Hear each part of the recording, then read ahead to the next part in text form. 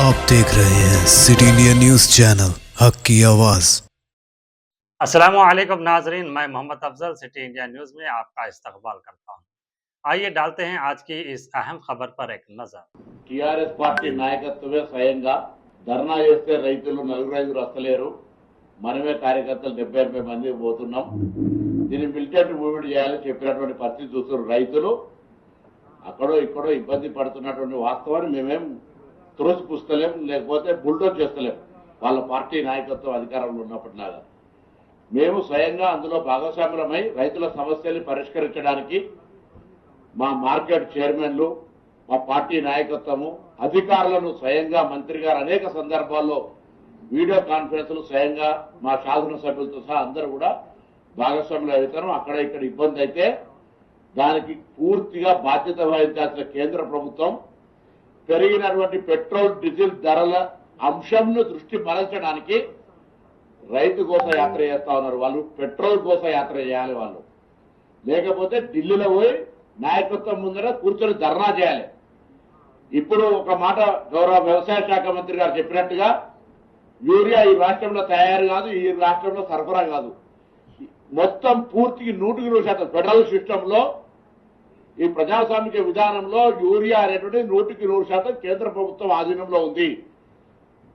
Bharatiya Janata party నాయకత్వాన్ని హెచ్చరిక చేస్తాను, భవిష్యత్తు ఆ వ్యవసాయ సీజన్ లో రైతాంగం యూరియా కొరకు ఇబ్బంది పడే పరిస్థితి వస్తే ముందుగానే హెచ్చరిక చేస్తాను. డిమాండ్లు అవసరాలను వ్యవసాయ శాఖ తరఫున పూర్తిగా 8 మంది పార్లమెంట్ సభ్యులకు, ఇతర రాజ్యసభ సభ్యులకు మేము లిఖితపూర్వకంగా ఈ రాష్ట్ర అవసరాలకు ఎంత డిమాండ్ అంత రాసిస్తాం.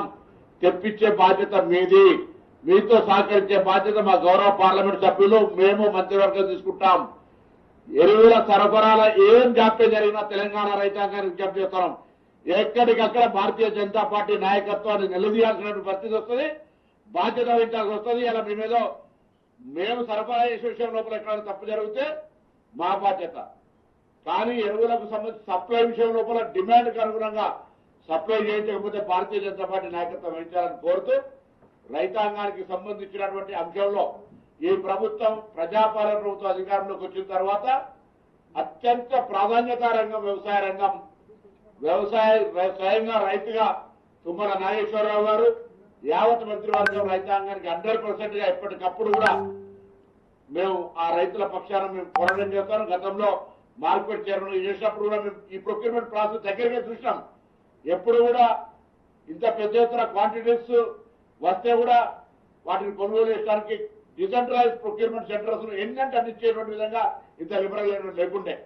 ఇలా అన్ని ఇన్ఫ్రాస్ట్రక్చర్ పరంగా చేస్తూ ట్రాన్స్పోర్టేషన్ డైవర్షన్ కూడా అవసరమైతే వేరే అన్ని యాక్టివిటీస్ రాపి ప్యాడీ మీద ప్యాడీ చేసుకొని పోతాను. ఈ 31 లోపల లేదా 1వ తారీఖు 2 తారీఖు లోపల ఎక్కడ కూడా ధాన్యం ఆగిపోకుండా మొత్తం కొనుగోలు చేయాలనే ఆదేశాలు గౌరవ మంత్రి గారికి ధన్యవాదాలు తెలియజేస్తూ ఆ ప్రక్రియ వేగవంతంగా చేసే బాధ్యతను అధికారులు మిగతా భాగస్వాములంతా చేయాలని కోరుతాం.